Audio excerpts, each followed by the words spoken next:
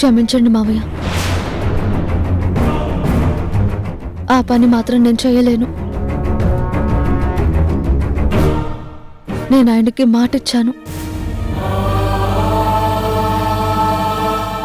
వెనక ముందు ఎవరూ లేని ఆ పల్లవిని మా ఇంటికి తీసుకొచ్చి పురుడు పోస్తానని, ఆ బిడ్డకి తల్లిగా నేను మారతానని ఆయనకి మాటిచ్చాను. ఇచ్చిన ఆ మాటని తప్పలేను.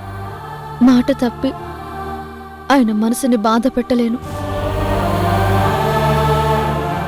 నేను నా మనసుని బాధ పెట్టలేను.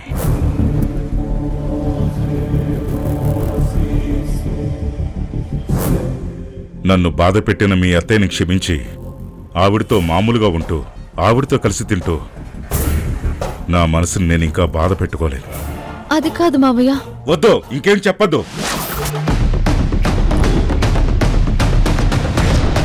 బొమ్మరిల్లు రాత్రి 8 గంటలకు మీ ఈటీవీలో.